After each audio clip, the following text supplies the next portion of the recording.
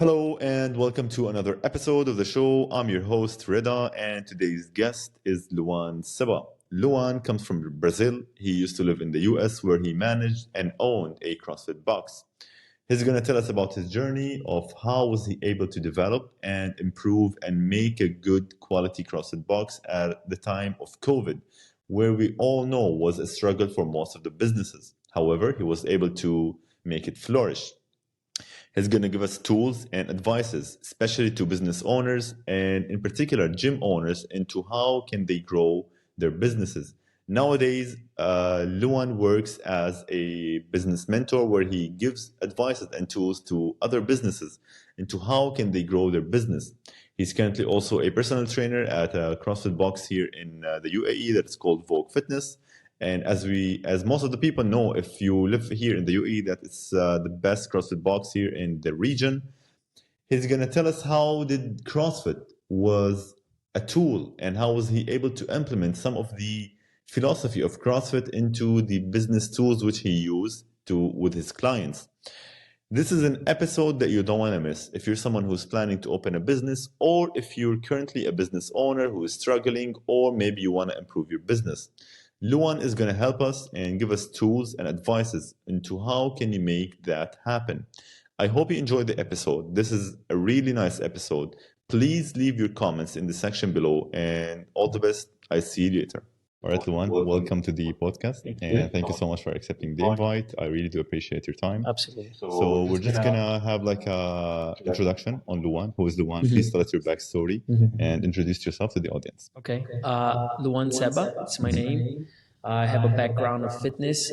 Previous, I was a football or soccer, however you say, a player for my entire life. Then I became a football/soccer coach back in US. Then I discovered CrossFit, and then I became a CrossFit coach for over 10 years. Okay. And in this meantime of being a coach, I manage a few gyms. I had my own gym, and then I jumped to mentoring other gyms and consulting other gyms, either from the beginning or just making them better. And now I recently moved to UAE to explore and try to scale my message. Explore. What are you planning to explore? Like, why did UAE call you? Like, why did you respond to the UAE in per se? I had a great opportunity with Vogue Fitness, which is a pretty, I think if it's not the biggest, one of the biggest I think CrossFit. it is the biggest over here. Yeah, definitely here, but in the world, meaning the quantity, they're just humongous, and they just know what they're doing. And we had a chat for almost like I'll say 6 months to a year. Been talking back and forth. I used to have a client that used to go to Vogue, that used to drop in back in my gym in Florida, and we started having a chat. And then he kind of referred me, and we talked about for me to come. And because I used to own a gym, I wasn't able to travel as much. And then once I jumped into mentoring other gyms, I had more freedom.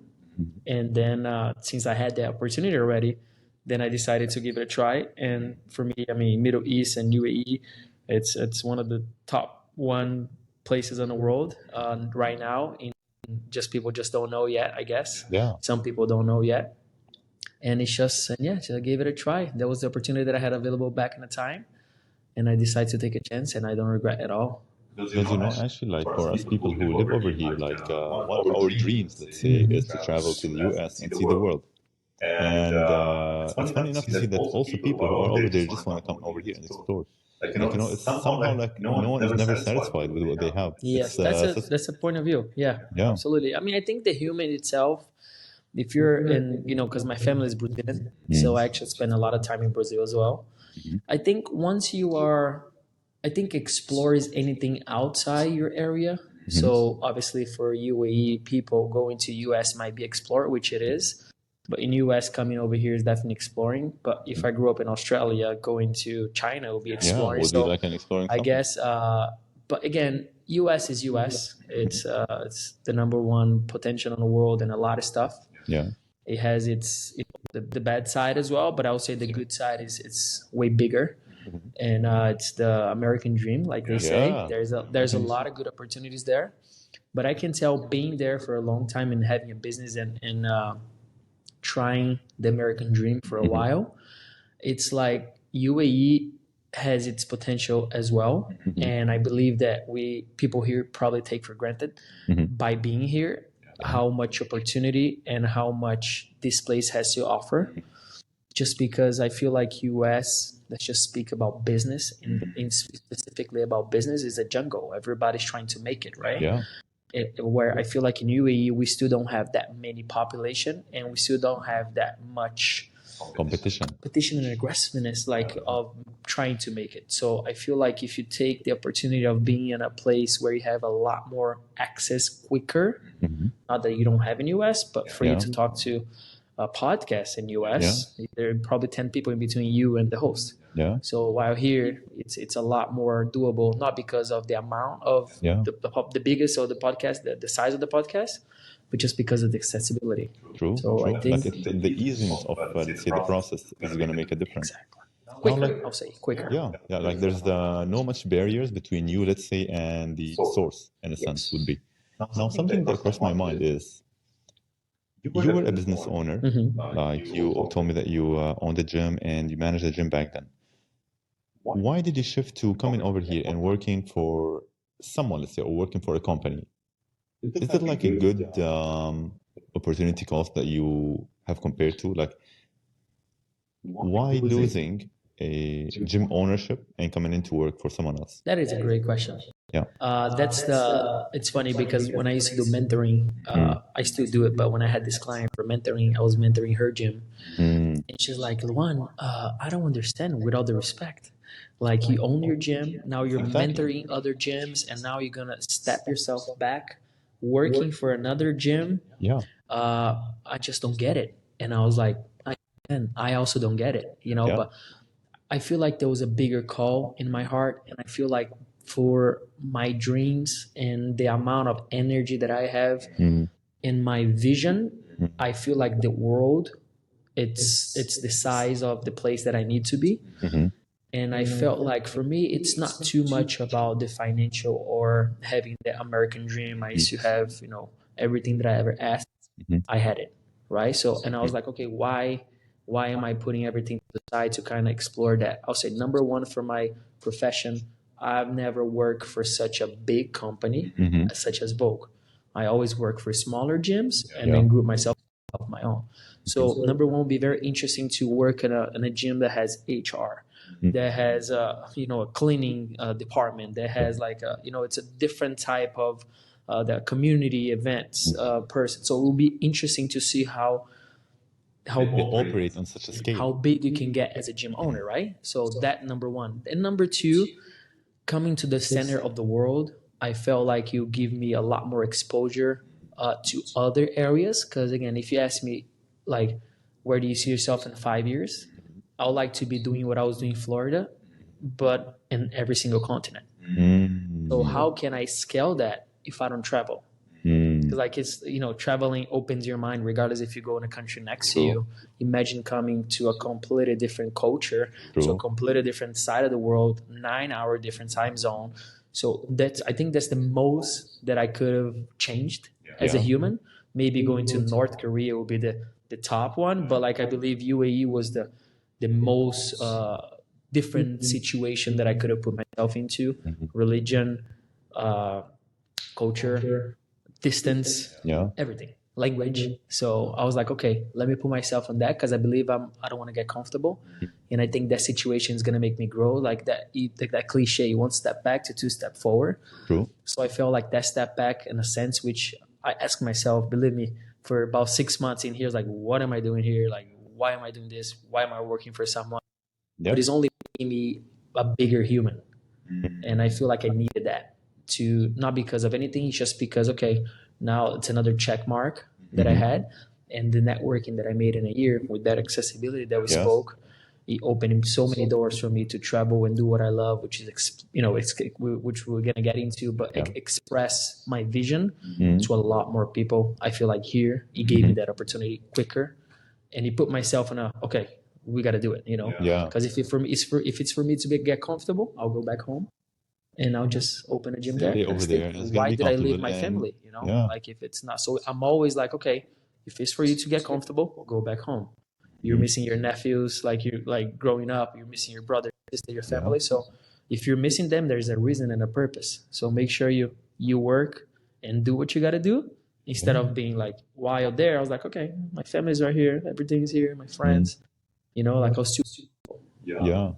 Is being comfortable always a bad thing? I don't think it's a bad thing. Yeah.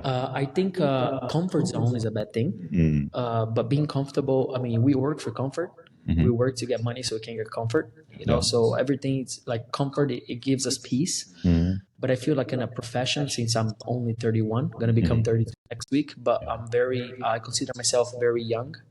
There's a lot of people that are 40 and still figuring it out. So I believe that I'm on a decade of my life that I got to explore and try as much, because if I do everything wrong for the next 10 years, I still have energy to fight for what I want. So I think this is the time. I wish I could have done this a little earlier, but again, everything happens for a reason. I'm very happy with my journey from 20 to 30 as well, which it really gave me a lot of experience. But I think this is the time, because if I don't do this now, I'm not saying that I'm going to do it again, but I'm being uncomfortable now so I can be more comfortable later On. And then again, certain areas of my life, I will always like to keep comfort, but some of the areas I'll always like to challenge myself, which is professional is one of them. If I start making $1 million today, I'm not going to get comfortable just because that's not my personality. True. You know? So in that area, I think I'll never get comfortable. But again, financially or this or that, health or staying close to the family or working out or do a couple things, I want to make sure that I keep a good base comfort. For the rest, you got to fight. Beautiful. Yeah. Man, like you told me that you started in soccer. Yeah. You moved on to CrossFit. Why? Like, what was missing in soccer for Luan that you found in CrossFit? It's not that it was missing, because in Brazil, I grew up in Brazil. So in my whole family, it's backgrounds of sports. Like my grandfather's brother played in the national team of basketball. Oh, I went to Olympics. So like I always had people in the family. My dad played basketball. My uncle, which is my tattoo, did go-kart. So I always had family that was involved in sport. So since a very young age, I always played. I consider myself, funny enough, but like playing professionally, training professionally since I'm 5, 6. You know, like I lived with the team, I travel, I did so many stuff with the team so young that when I was 18, when I moved to US to play football for university, I already had 12 years, 13 years career, which people think, oh, you're not because you're a teenager. But the way that I used to train, I didn't go out. I didn't drink. I couldn't play with my friends sometimes because I had a game next day that was part of my team. So I actually treated it as a profession thanks to my dad that always kept me on track. So when I was 18, I went to US and I was like, okay, let me try again, because in Brazil, playing football is like playing basketball in US. Every kid plays. So the competition's a lot bigger, right? I was actually playing for a team that was like, we call the U20.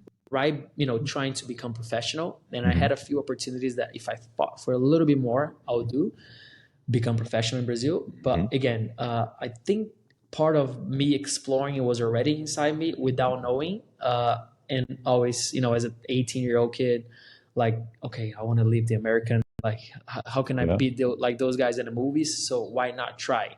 So I went to US, played for university, had that university lifestyle for 4 years. And then meanwhile, I was like, okay, I think I'm tired. I don't know if it's just like, I think this is it, and in the time of me playing for university, I started to coach football. But then I was like, okay, I was coaching football and working on every single job you can imagine, valet parking, sales, restaurants, all of it. Right. As a young, college kid, I was like, how can I just get paid by doing what I love? If I'm not playing professional, I think coaching it is, but coaching just football is not enough. Then I needed to train. And it was a transition of, okay, if I'm not training anymore football, I need something to train. And I personally don't like too much of a conventional gym. So it's like, I need a community. I always be part of a team of a community. It wasn't a solo sport like tennis. I always had my team. So I found CrossFit. back a long time ago. And I was like, okay, this is beautiful. Mhm. And I'll tell you the story about my first workout, which is very funny. But then it was beautiful. So then I jumped in, but I was like, okay, how can I become a coach of this thing to make money out of it? So I can be football and CrossFit coach to then make my living, because I don't want to work selling stuff anymore, or valet parking, or doing other stuff, you know. So that was the transition. It was like, okay, what do I need to do to start making money with CrossFit and football? And I coached both of them for a while, and then I put football to the side because CrossFit was taking a lot more of my energy. And yeah, so the first workout. The first workout, yes. The first workout. As a very fit, 19, 20-year-old, I was like, okay, I mean, come on, I play for university. I play my whole life. This is easy. I know what I'm doing. You know, like, what's the workout? Give it to me, right? And the workout had running. I was like, no problem. I know. It was running, 200 meters, and there was, I don't recall how many, but it was box jumps and it was pull-ups. And I was like, okay, no problem. First, we start running. Bro, I was like so far from everybody else, and everybody's like, who's this kid, right? And then I got to the first round, and I did a box jump, and I was like, okay, this is different. You know, I jumped, but like not as many times, you know. And then I did pull-ups, like an assistant pull-up, because I didn't even have a pull-up back then. So I did like a box pull-up where I had a box under me and kind of used that as a support, which for me was already hard. Second round, ran slower. Third round was like, what's going on? I think it was like 5-round workout. The fifth round, I had someone next to me that was doing the same adaptation as me. That person was running. That person was doing the same height of box, and that person was also doing a box pull up. And that person finished a round faster than me. And that person was kind of, come on, keep going. You can do it. To myself, so I can finish under the time cap. But that person was a 7-year-old lady. And I was like, what's going on? Happening? It's not like she did it easier. She did exactly what I did. And I was like, when I say 70, she was, obviously I didn't ask her, but she was over 65 because I remember somebody saying, but I was like, what's going on? I'm so embarrassed. And as an athlete, I was like, no, I got to come back and I got to show these people that I know what I'm doing. I don't want to look bad. You know, people are looking at me like, which nobody looked at me. Nobody even, they were just happy that I was there. But in my mind, I was like, I mean, but people are just laughing at me probably, like, right? It's an automatic thing, like you're being judged. Yeah, because as an athlete, 19-year-old, and I was like, this is something wrong. So that kind of tricked me. I was like, okay, I got to come back. And I thought I was fit, you know, but I was more sport specific fit. So I was like, okay, let me do. And then I fell in love with the community. I don't know how much you are into CrossFit, but just the community itself, it's something that really made me like making friends and motivating each other, and the bond that we created by suffering that same hour together. It's just, it's very breaks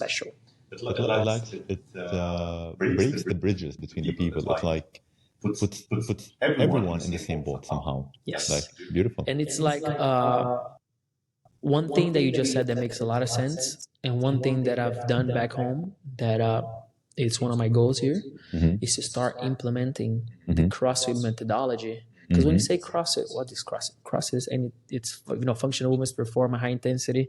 So it's just, it doesn't, there's not a definition of what type of movement in CrossFit. A lot of people associate what's in a CrossFit Games to become CrossFit. But CrossFit is anything. CrossFit is functional movements. Any movement that you do during the day, it's considered CrossFit. If you put that with a time cap, and the reason that we put time or rounds for time or AMRAP, as many rounds as possible, it is for you to understand, to see if you're better, to measure yourself. How can you measure if you're better at 800-meter run? By time. How can you measure if I ran 5 times, did a box jump, and blah, how do I know if I'm better not 6 months from now? I see. It's by seeing if I did faster or heavier, right? So that's why we have those times in CrossFit. So like you need the standard to measure with. Yeah, in fact, that's the only way that you can measure that. Is this, like if you're doing a bicep curl, how can you do how can you see if you're better? By lifting heavier. But if you have other movements together, it puts you in a position that like, okay, how can I see if I'm better at all of them? At this specific. So how can I see if I'm fitter, right? So one thing that I used to apply a lot was bringing the CrossFit methodology to businesses, corporates. Like let me just give a random example, like Apple building. Apple has the CEO. Apple has a guy that cleans the bathroom. Apple has a cafe. Apple has a lot of different workers. When you put a CEO of Apple doing burpees with the guy that cleans the bathroom and the guy that cleans the bathroom finishes the burpees first and motivates and stay there for the CEO of the company, I promise you the next time they're crossing each other in a hallway, there was a mutual respect, a lot. So that eventually we increase the profit of the company in general. So it really, there's no gap. Like you're both are there suffering. So it's like, okay, like there's a mutual respect when you see somebody not only being faster or lifting heavier than you, but being there for you when you're so vulnerable. Because when you're doing burpees, brother, and you got to finish those burpees and the time is clocking and the whole gym is clapping, you're vulnerable. Like you're fighting. You're like, it's like somebody's trying to kill you and you're doing it, right? So you push more than you ever pushed probably in your life. So it puts you in a position that person was there for me, even though it's just a workout. So it creates that bond. So not only don't have any gap in between people, everybody's just humans there. It really creates such a energy and a respect in between each other that we're not competing against each other. We're there for each other kind of thing. Obviously, it depends on the gym, but I'll say most of the gyms apply that. So it's a beautiful thing. Like a lot of couples, when they go, and the women most of the times are more flexible, learn faster, are more coordinated than the men, and the couple do together and the women gets it first. There's such a mutual respect there that the women feel so much power. So it's just like, it's beautiful, Why do you think that usually maybe, let's say, women learn it faster or can get it faster in terms of learning a new thing? I just think, because I've actually noticed that as well. Like, and I've been wondering, is it maybe because like they always want to try to push more and the men like subconsciously think that they can do it? What do you think? I think there's a lot that involves.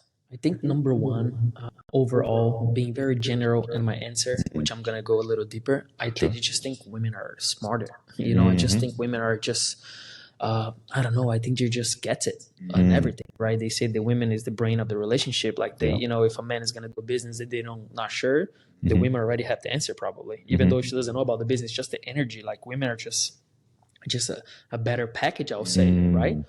But obviously, we cannot generalize. There's a lot of men that gets a lot faster than women, obviously, right? And I just think that there's a little bit of, again, not all of it, but a little bit of ego that plays with the men. Yeah. And that ego affects in everything in your life. When we say like ego is not your amigo, right? It's just not worth it. But a lot of men have. Imagine you as a man having a wife, and then let's say there's another man there, and then you see that the wife is getting like, or another woman is getting. There's an ego that plays like, okay, no, I gotta pick it up. Even myself telling my story, there was a woman 7 years old. What does that even mean? If I ask myself, just because it's a woman, I should feel embarrassed. So we have that in us. Right. Well, if it was a man, you'd be fine.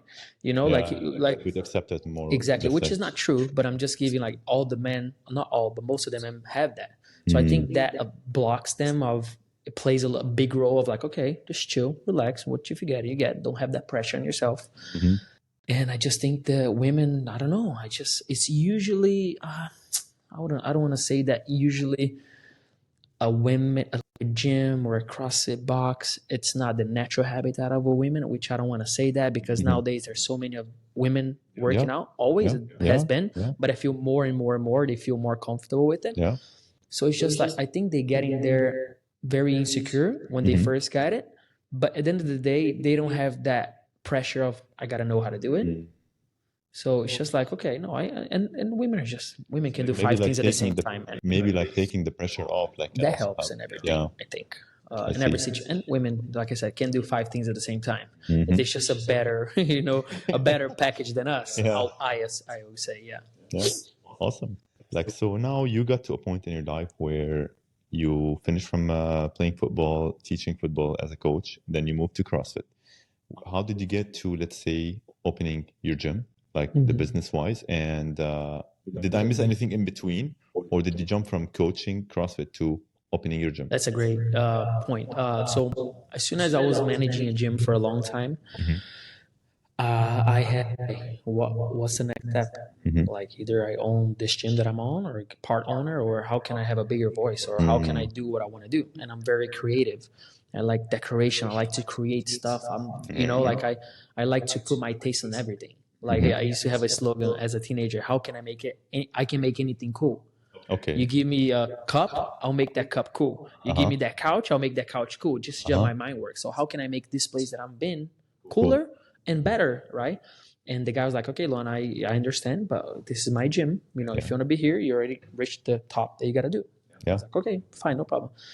And then there was another gym that kind of wanted me to get to know me better, even though they already knew me. And I said, listen, I'm going to be very honest. I have my community in this gym. I've been here for 5 years.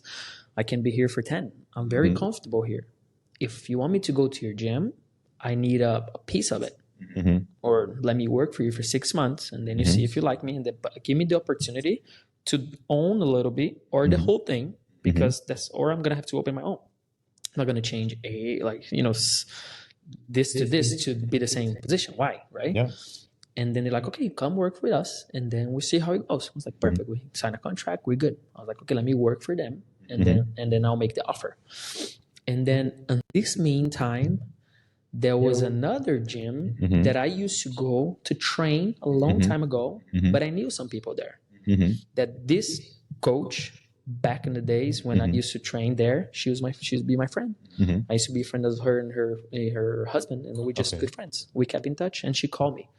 She's like, hey, Luan, I have this amazing opportunity for us to buy this gym, and it's just going to be a better opportunity than what I was back then.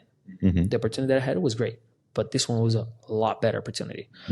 And I talked to these people. I was like, listen, I wanted to stay here, but this is the offer. If you can match, I promise you I'll be here. You know, they're like, no, Luan, this offer, like literally as a friend, not as a take it, like otherwise.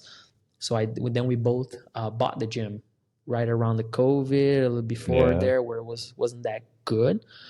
And we took that chance, you know. And then after we bought it, we put our taste, we painted, we changed the kind of a little bit the name, we made like our own thing, and the gym really exploded. Like we bought with 100 members, I sold my part with almost 400 members. So it was great. Like my gym owner experience, it was all developed there, because you can manage a gym, but once you own, it's like, okay, now like there's a lot of different in between them, even though you do the same thing, but being the owner, like you have nobody else to go, like you got to figure stuff out. When you have somebody above you, at least like, hey, you know, he can do it. There's a pressure, what do I do, or whatever. It's your problem at the end of the day, right? But it's been my problem. You really built me as a gym owner.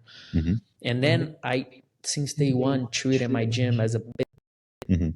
Right? So that's why I think we did a good job, because a lot of people treat as a hobby, and a lot of people don't know how to manage. A lot of people are not entrepreneurs, which is fine. So if you want to have a business and you're not an entrepreneur, I believe that you have to hire a CEO or hire somebody to guide you, to help you, which is totally fine. It can still be yours. And so there was a transition of being a coach to being a coach again, almost, you know, about to be the owner of that, to then become the owner. And then in this meantime, that's when I started, helping other gyms, and then we can talk about it later. But this was a transition. Take me to how hard or how easy is it to be a gym manager? Like, what are the challenges that you had back then? A gym manager, I believe it's number one, I think you have to be passionate. I think any company that you want to grow, you have to be passionate. You can always fake it until you make it, which I'm not a big fan of that saying. But I think, and specifically for a gym, there's a lot of relationship with people. And if you really don't love doing that, you most likely not going to grow, because people are going to notice. You can be a good coach, but if you don't really care for that specific business, unless you're a gym manager, that it's not on the floor, which most coaches become head coaches to then become gym manager, but it's still are coaches.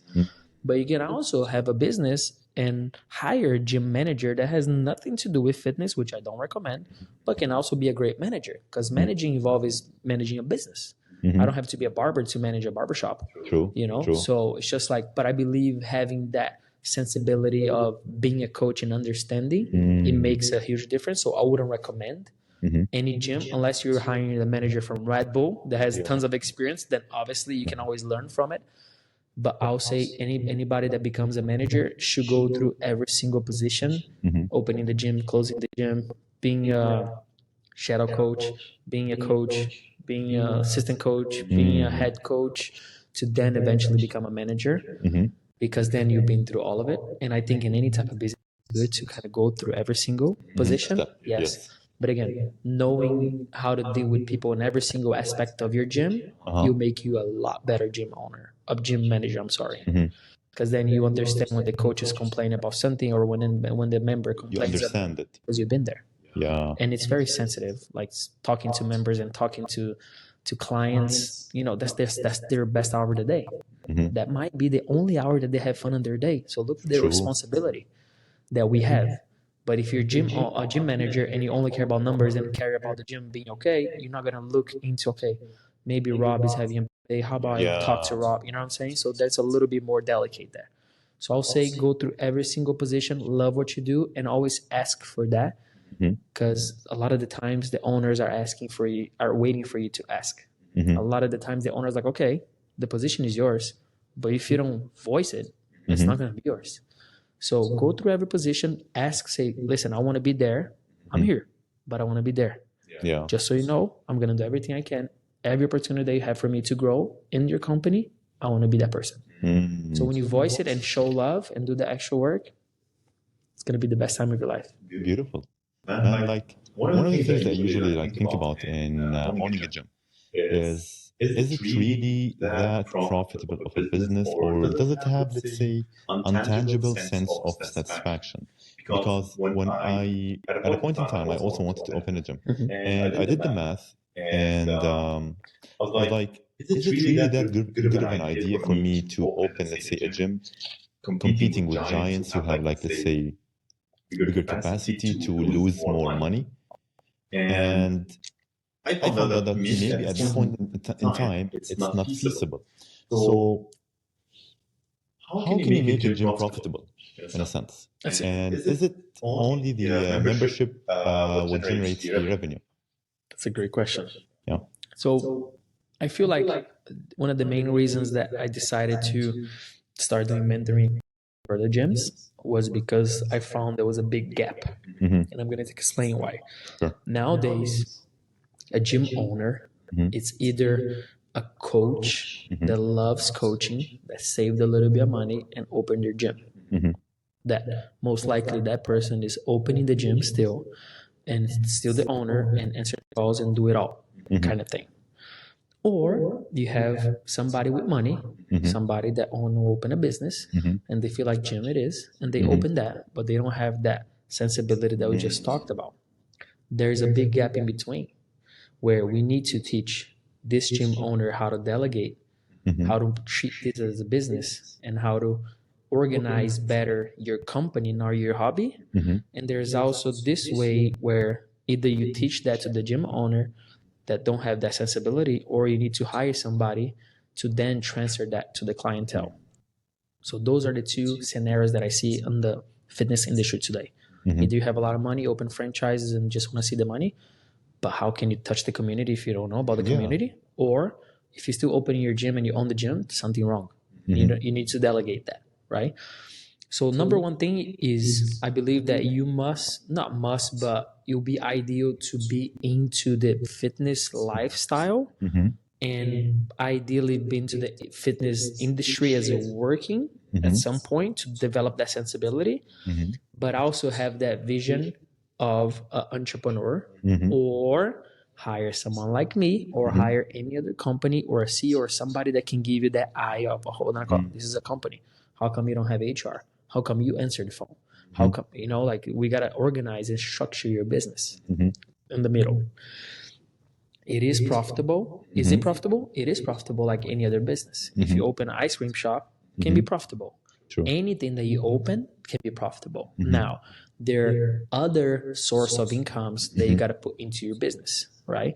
If you have an ice cream shop, you're not just going to sell the ice cream. You might sell the water that people get thirsty after. You might sell, maybe a cone instead of the cup. There are other ways of you profiting from your business. In a gym, you can profit by the membership, or by the personal training, by the merchandise. You can profit by creating a VIP club. You can do sponsorship. You can have a TV just like this, running sponsors for the gyms. Like there's so many other ways. You can do an online approach. You can franchise your gym. There's so many ways that you can bring money to your gym. You can create your own coffee. You can sell your own online programming. You can do your online classes.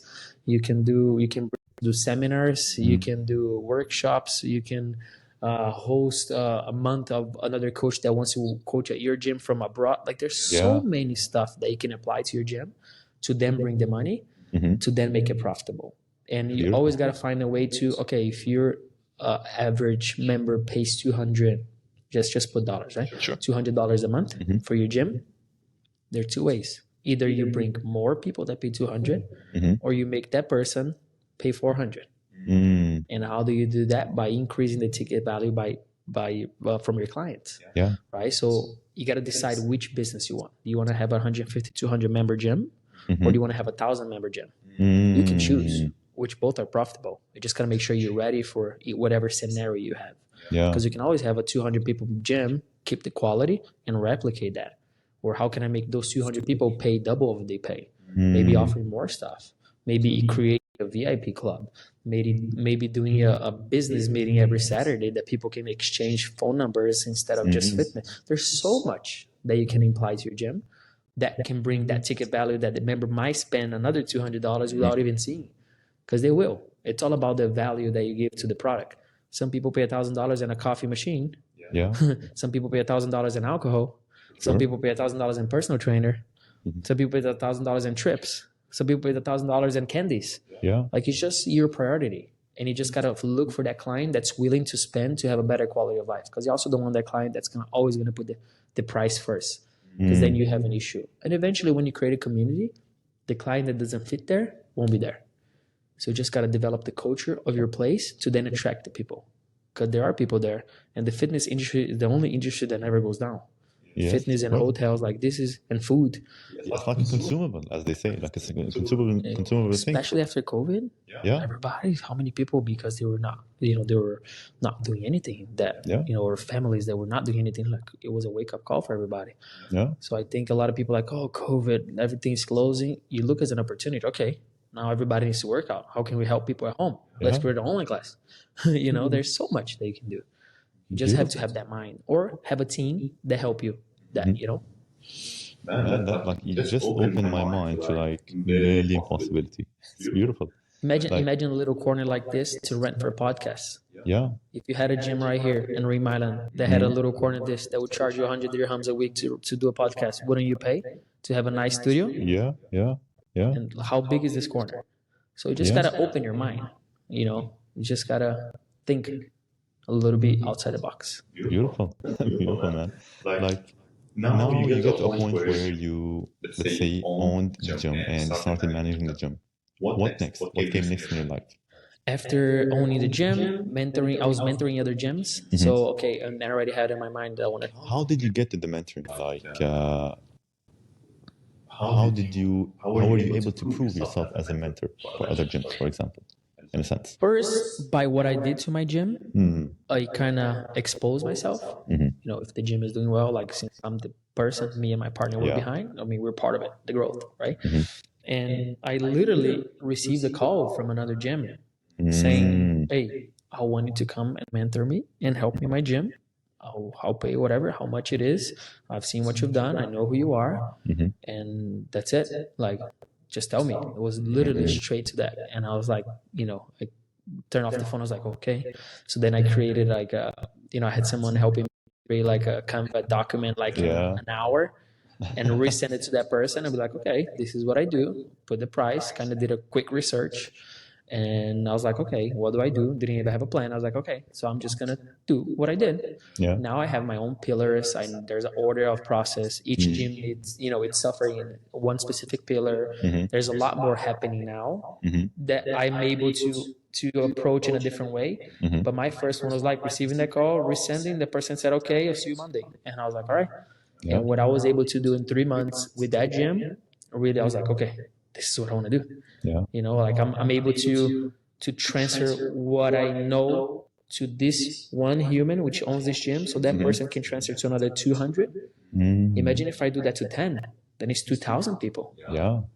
So I want to scale my message. You know, that's why I want to go to every single continent. Yeah. I want to do stuff with every single country as possible because I want to spread my message, you know? And I felt like that was a need. And then when I started studying, getting into it, it's like seeing how gyms are suffering, why are they closing, and what's going on. I was like, okay, I see the problem. How do you assess them? There's Do you have? so yeah, I have Yeah, tell me about the assessment for, let's say, a gym which they called you for the mentoring. What's your, let's say, assessment process, and how do you guide them through it? Yes, that's. I actually had a gym from Mauritius, South Africa, that contacted me. I have a partner here, which is the person I'm going to introduce you, so you can do it in the next episode. Yeah. There's basically, let's just say you have a gym, and then you call me, say, listen, I want to do mentoring. First, I'll send you a questionnaire for 20 questions. And then those are deep questions, but just to see where you at. Simple questions and deep questions. And then once you receive that, we go through the questions. And I can kind of, based on the questions, the way that we develop, I can kind of see why you are probably suffering, right? Based on the questions, but not 100% yet. So I'll talk to you, do a meeting with you, and then we start deciding first your goal. Okay, why you want to do mentoring? Are you suffering? Or you just want to get better, or you plateau? Like, what do you want to do? You want to franchise it? Like, what's your vision? Once we discover if you're suffering or if you want to get better, okay, if you get better, that means you're not suffering. But why you're not getting better? Usually, it's almost the same as why you're suffering. But I divide that in 5 pillars. If you're suffering one pillar, it might not bring you down, but it might be stopping you to go ahead. If you're going back, it's probably because you're suffering a lot in 1 or 2 pillars. They're very critical, or you're just suffering all of them, or you're just not sure what you do, or your personal. There's a lot that can be the reasons, right? But when we discover which one is your goal, we discover which pillar you're suffering, even though the way that we work is like, in order for me to fix your 4th pillar, we need to make sure that the first 3 are good. We don't have to spend too much time on it if you don't want to. But it's just like, I don't know how much you are into CrossFit. I'm going to give you an example as a muscle up, like a ring muscle up. If you have a client say, listen, I want to get a muscle up. I cannot make that turning. It's like, okay, let's warm up. Let's get to a hollow rock. They can do a hollow rock. So, okay, just so you know, you should master your hollow rock. You should be able to do 25, 50 hollow rocks before even jumping in the ring, just so you know. But let me show you how the turning is. It's not going to make too much sense because you don't have that. But if you're paying me to teach you, you can have the better transition, best transition in the world, but if you don't master the basics, right? So this is how the pillars are. We go through all of it. And I usually divide that, and I'm going to explain to you, it's almost like a party. I like to use a party because people connect faster, right? Let's say you're going to throw a party. Number one thing that you got to throw in the party is you got to make sure you have a place. Where, right? And how's that place? Is that place organized? Is that place cleaned? Is that place accessible? Is that place have parking? Like, is that place good? Okay, good. That's the structure of the business. When I walk into the gym, I don't care about anything. But if I don't feel that energy when I walk in, that's already something wrong. How do you want more members? You can call 1,000 more members. But if your trash is full, like if the lights are blinking, like if you don't organize the house, we can still call them. But when they walk in, they're going to be like, what's going on? They're not going to enjoy. So the structure is the number one. Now, number 2, it is services. Like, what are you going to have in your party? DJ, drinks, food, pool, or a ping pong table. What are you going to have in your party? This is the service. What type of classes you have? What do you have? Like, what do you offer? Like, if I want to get the VIP, what do I get into? What are the services of your gym? Again, you can bring 1,000 people, but if you only have CrossFit, most likely you're only going to get CrossFit people. So how can you attract more people, right? Number 2. Number 3, it is the marketing. You have a great product. You have a great place. But how are you inviting people for your party? Are you just going, hey, you want to go to my party? Are you posting online? Are you calling people? What are you doing to promote your party? Right? The marketing. Again, if you have all this and if you have everything after this, but if you're not calling, they're not going to come. You can have the best party in the world. DJ Khaled can be there. You know, Kanye West, whatever you want to be there. But if you don't call people, they're not going to go. Right? That's number 3. Number 4 is the experience. You have a nice house. You have the best party in the world, all the products. You market, everybody gets there, but they have a terrible experience. Like, hey, good morning. Okay, walk in. Like, if you don't have a good service or good coaching, a good experience, a good, how are you? How's your day? How can I help you? Most likely people are going to take offense of that. Doesn't matter if all 3 are good. right? So the member experience is a big thing. It's a big thing. And the beauty of a CrossFit methodology is because the other members usually do that work for you if you did it that in the first place correct. If you develop your culture, man, you have 100 people that will do that work for you. Every time you have a new member, they're gonna say, "Come over here, come do that." So it's a free. You have a free employee, you know. But if you did that in the first place correct, after you have all of this correct, is how can you make people come back? They all good, had a great experience, they have everything, but then they don't come back. Did you call them back? You know, did you offer them something? Did you follow up? Did you ask how was it? Did you ask them if there's anything else that you can do for them? That's the only way they're gonna come back. Did you show them that they matter in a sense? You know what I'm saying? Did you call them by their name? That goes back to the experience. Yeah. Okay. Hey, Reda, right? Yeah. I also scared it to sound it wrong because here there's so many names here that I feel so bad because when I say it, it's just like Reda. Just like the color red with a name. That's what I figure. Yeah. So I said, Reda, how was your class? It was pretty good, right? But then, Reda, by the way, if you bring a friend, I'll give you 50% for you and your friend, or I'll see you tomorrow. Yeah. Like if you don't make that call, sometimes people are just waiting for that, or they just still insecure. Maybe one class wasn't enough. Maybe 10 classes was enough. You gotta be able to understand. A lot of people are very insecure. A lot of people, I have clients that will call me like, Luan, I've been to your gym 6 months, been to the parking lot and left before I joined the first class. You have no idea how many people. That's new. Yeah, you have the idea how many people. I had a guy one time, I'll never forget. He used to do personal training with me. He was like, Luan, I've been to your gym so many times. I'll watch people. And just because I was so mad at myself that I got here and I wasn't strong enough to get out of the car, I went straight to McDonald's. So we have no idea what people go to. Whoa. You have no idea how many people are insecure to walk in the gym. I used to have a girl that used to train that I had to train off the gym outside on a parking lot because she was scared of people seeing her. And whenever she goes to the bathroom, you used to go from the back side just to not walk into there. I had to go into the gym to get a water because she's like, I remember like it's right now, the first time that she stepped in the gym, how happy she was. So we have no idea what people go to. So maybe going into that gym for that first day, it means the world to them. Yeah. Like the world. Yeah. So it's just like, it's very important to give that, how was your day? Anything else I can do for you? Did you feel comfortable? Do you want to try another class? How was the coaching? That matters.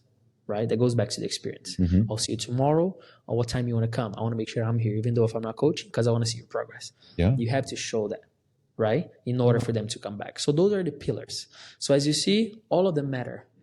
But does it matter if I talk to you about experience if the gym is dirty, right? So we all have to be kind of in an order. So by a conversation with the owner, I'm able to identify where the problem is to then be like, okay, I think this is it. Yeah. Let me see the rest. Okay, how about we work on it? And then from there, we navigate. I usually say about 3 months. It's a minimum time that we can see a big impact.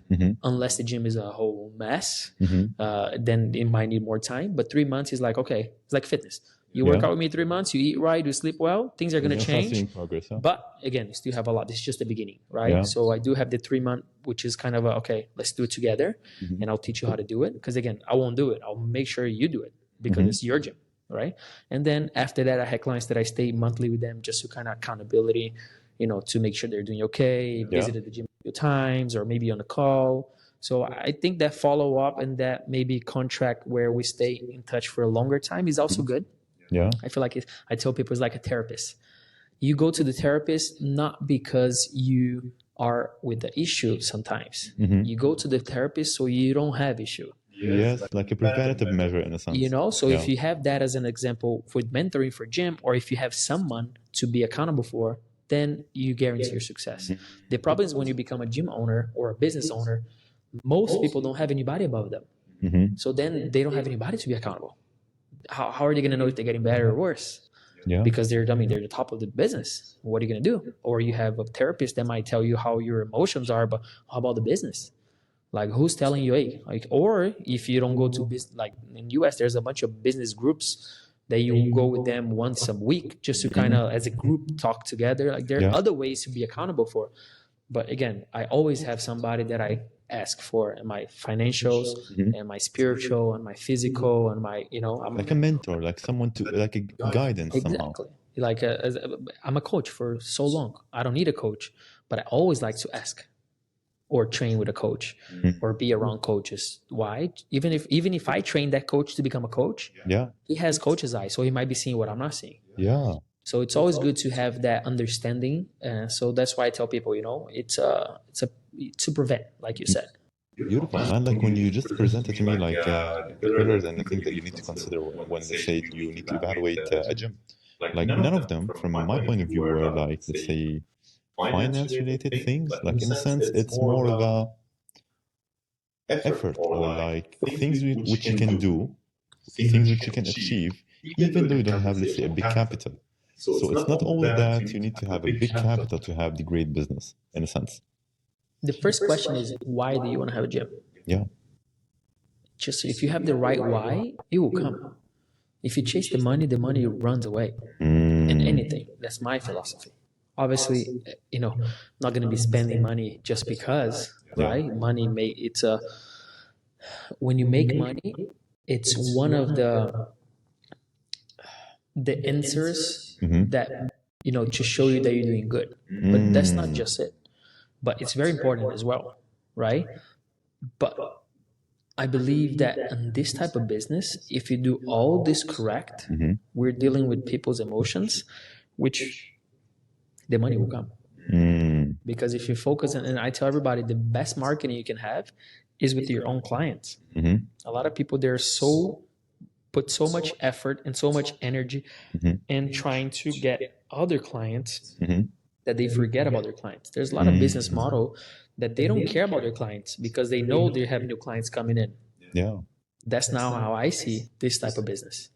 If you put a lot of effort in 100 members that you have right now, those 100 members are going to work for you for free promoting your business. And then you're going to invite another 100. Those another 100, when they join in, okay, now I have a gym with 1,000 members. Okay, so you need to increase your team to keep that quality control. You want to make sure that those 1,000 people have the best times of their lives. Yeah. So then promote to you, because that's the best marketing you can have, right? If I have a good relationship with you and then you buy, why do people just buy another phone or another stuff? Because, it's good. Yeah. Like if I want to do a mug myself, hey, how do you like this mug? Oh, this mug is good. That's it. That's all I need. Yeah. The approval from you. Yeah. Once I have that, it's sold. But now we put so much effort and so much money and so much energy. How can I get new members? But how about your members? Do you know their birthday?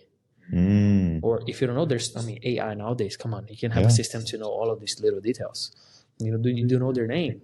Do you know why these 15 people haven't come in 2 weeks? What have you done new to your members? What have you offered for free for your members as a addition? How are your events at your gym? Are you bringing any value to your members? Because if not, you can bring another 100 and what? Sales are good. You have to have a sales team, which I believe a salesperson should be a salesperson, not a coach that sells. Because you don't put a salesperson to coach. Why would you put your coach to sell? So you got to develop your team in the right way. But again, if you put effort in your members and your clients, even the big companies, when they put effort on their own members, it makes them keep buying a new phone, makes them keep buying, stay with the company. You have the loyalty, let's say. You have the word of mouth, which is like worth even more than like the credibility basically you have. Yeah. Going back to the party, if 10 people had a great party, next party you have 20 because of those 10 people. And that's how I see it. So it's the money will come. Like if you want to be, if you want to get bigger, then yes, you can franchise it. Yeah. Your product's so good that you're able to franchise it. Other people are gonna be like, hey, I want to have one of your gym. Okay, cool. This is how much it is. You pay me this percentage. Now you're making a lot more money because your product is so good. But nobody's gonna care about your gym if your gym is not the best that it can be. You know what? I'm not able to make that, man. I need somebody else. Hire, delegate. I don't know how to sell. Get a salesperson. Yeah. I don't have charisma. Get a front desk. Yeah. You need to build that. So then, not by yourself, because nobody can do by yourself. And then once you develop, okay, I'm terrible at this. I'm going to spend all my energy on this because this is what I'm good at. I'm great at finance. I'll be behind a computer and I'll coach one class here and there, but I'll hire the best coaches. I'll hire a CEO. I'll hire a salesperson. I'll hire a front desk. I don't know how to clean. I'll hire a cleaning guy. So then it provides that, So, and again, if you don't have charisma, I don't think you should be into this business. Anyways, but Like, I'm just giving you a heads but up. I'm just letting you know, like in general, Yeah. though there are ways that you can identify how you can get better without just depending on you. Yes. Like, you can fill the gaps, let's say, in a sense. Like, you can know your own assets, what are you good at, and then like fill the missing gaps with the talents around you, let's say, in a sense. And any company. Yeah. A lot of people spend a lot of time trying to get better in what they're not good at. Yeah. Maybe if they try to put all the energy on what they are good at and hire people to do stuff that they're not good at, Yeah. it's a lot better. You got to know a little bit of everything, obviously, but why I'm going to try to sell if I don't like selling? Yeah. Let me be the best coach ever, and I'll get somebody that loves selling. Yeah. Then the perfect match. Like Bill Gates used to say, like, or Steve Jobs or Bill Gates, I don't know, like, if I'm the smartest person in my company, there's something wrong. There's something wrong, yeah. What's the point? Like, as they say also, if I'm the smartest person in the room, then I'm in the wrong crowd, or like I'm in the wrong room in a sense. Yeah, exactly. Beautiful. Man, so like, it's a really interesting topic that you just talked about. Like, you finished, let's say, from the US, you moved over here. Now, how different it is being a coach and a mentor to, let's say, starting a new journey, like a new chapter in your life, in a sense where you are working for a different company. Do you face an issue of, let's say, listening to authority, in a sense? No, because that's ego. Okay. But it is very interesting to put myself back in that position, because I know that if anything happens, if ever me need to be listening to other people, because at the end of the day, us not listening to people, it's just ego. And I kind of recommend everybody that's ever been in the top, not that I'm at the bottom now, but go to a position where you have to be yes sir, no sir, kind of situation, because it really humbles you, and it really puts you in a perspective that it just humbles you. It just gets you a different. Like, you know your limit in a sense, and you know what you need to work on. Yes. In a sense. And again, working for another gym, I'm learning. You can learn from everybody, man. You learn. I don't know if you have kids, but I don't. But everybody says, right? You learn from your kid. Yeah. How come can you learn from a 2-year-old that you made it? Like we can learn from everybody. It's just how open are you? And I think put in that position, I see again. I'm working with the company that I like to say I'm not working for a company. I'm working with the company because they treat me amazing, and it's just like it opened my eyes in a lot of stuff. And again, I know why I'm doing this. I have a reason. I have a purpose. I came here for a purpose. Now, if you own something and then you put yourself in actually working for somebody for no reason, then there's a lack of understanding why you're doing it, right? My purpose is like, okay, I'm going to give myself a year to 2 years to understand, to understand the market, to understand how things are, and how many successful people now that used to be successful and used to be on top, and then decided to give that step back to maybe work for a mentor or if you're an amazing chef in your city, and then you're like, let me work for the best restaurant in the world in Japan to then be the best version of myself. So that's what I'm doing. I know where I want to get. I know how big I want to get. I know how big I'm going to get, just because nothing can stop me. And I know my purpose, and I know where I'm going. Very clear for me. And it's just, okay, in the meantime, how can I learn? Like, you have to work with people to learn. Like I said, coming here, I feel like if you're the best football player in your city, and then you go to Real Madrid, but then you're benched now, it's okay. Come on, you're in Real Madrid, bro. Be bench, because then when you become starter, then you're Real Madrid. And that's what I see myself. Like, I'm in Real Madrid of the gyms. Really is Vogue Fitness. And now it's just, okay, now I'm playing starter, and I'm getting to a position where things are going to open to be even better, And it's just that purpose. I think if you have that purpose and know where you're going, the reason, I think everything becomes a lot more clear. What's the purpose? Where are you going? My purpose, the purpose. Let's say, what wakes you up in the morning, in a sense? The alarm, just kidding. The alarm. The alarm. Not the purpose. No. I'm messing.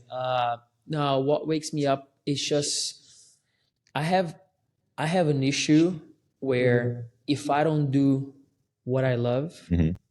I cannot stay for more than a couple of days. Mm. So it really, if you ask me where I want to see, where I want myself in 5, 10 years, Mhm. or I want to be able to help people be the best versions of themselves and be better, and more than anything, overcome their insecurity. And I tell people, I can make you believe that you can do it. Mhm. And I really can. If you have an issue that you cannot do something, I have an amazing passion of understanding why Mhm. and helping you through fitness and through a mental journey Mhm. that can bring you to the best version of yourself. And that feeds me. And I feel like working with people every single day, I'm able to do that daily Yeah. in a sense. And it's just like that makes me a better person, because Mhm. that makes me work on myself as well. Because I feel for me, more I can work on myself, Yeah. I'm always asking, how can I live longer, healthier, and happier, Mhm. right? Like, how can I be 100-year-old, happy and healthy, Yeah. right? What do I need? Like, and then working on myself, it really brings me so much joy. Yeah. And helping others, it helps me a lot. And I think we all came to this earth to serve Yeah. others. So I feel like I do that through fitness and through conversation and through big gym owners, and like, hey, why your gym is not getting better? Let's understand. Like, I have enough compassion to be like, okay, why is it? What's the good side of it? Yeah. Okay, at least you have a business. So there's always a good side of the coin. It's just Yeah. me helping you figure that out. So I think every day when I wake up, I was like, I thank God first. I'm like, thank you for the opportunity Mhm. that I'm waking up. Because again, you're basically giving me another chance. Yeah. So I appreciate that.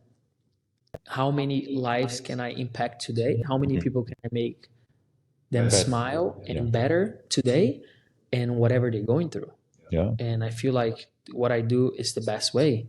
And the way to scale that is to work with more people, Yeah. or to work with gym owners, or to work to a city. Like, I have a dream of having one of my complexes that I have in my mind on Yeah. each continent of the world, but partnering with the city. Like, I'll Mm. go to Asia. Okay, what's the main place in Asia? Okay, how can I create this many jobs, and how can we impact your people? Yeah. I Like, see. this is thinking obviously completely outside the box, Mhm.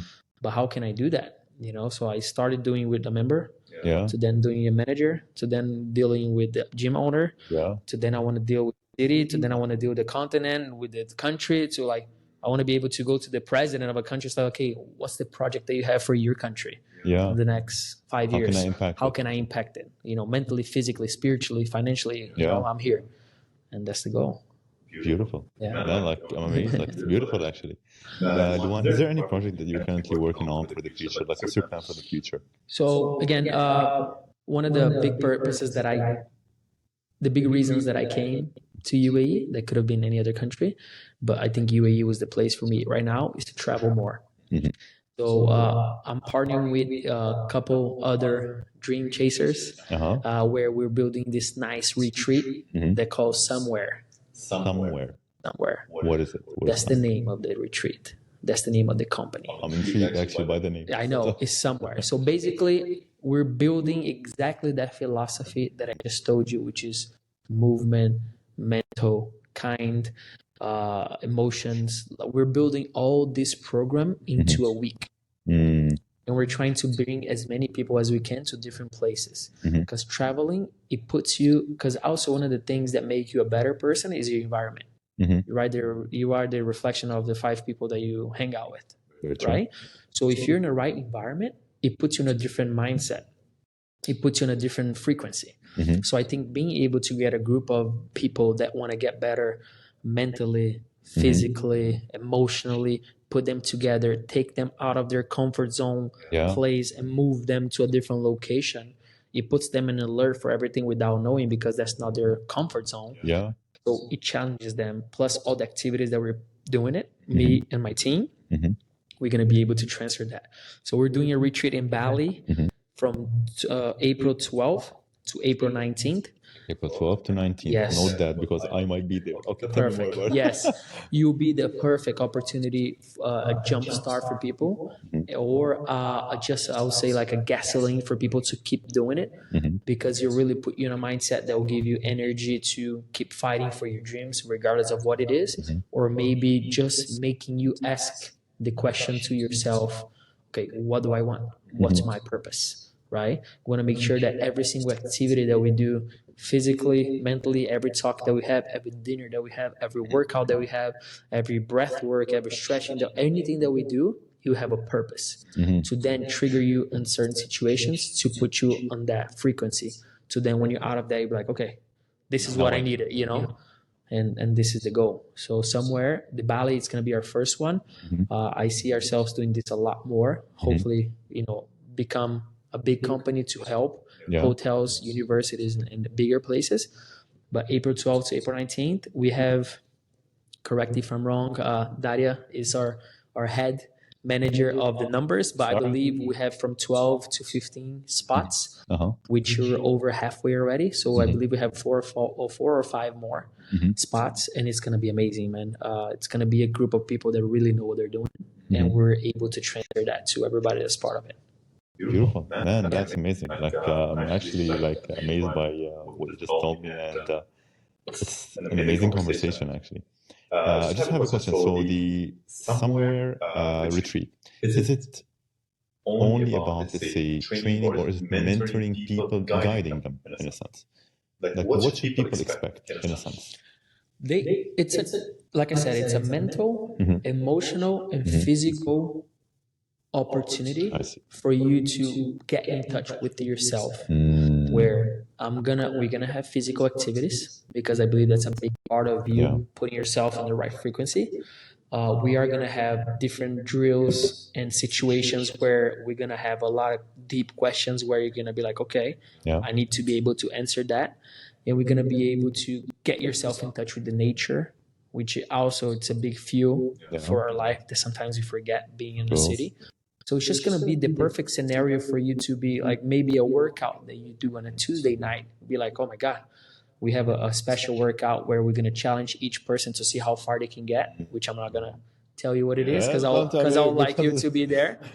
But you put you in a perspective like, okay, I never push myself this much. So it might be unlocking a lot of doors to your own personal life, or we might having a dinner at the firework and like at the fireplace, and then we'll be talking and playing games, and you might be hearing someone else saying this and this and that might open something in your mind. So I think the frequency and the ecosystem and the environment that we're creating, there's not a specific thing that I'm expecting, but I'm expecting you to be more in touch with yourself and your own purpose in some way, or a lot of ways, or every day, or at least one day on that. And I can guarantee that we are going with that mentality and the purpose of making that.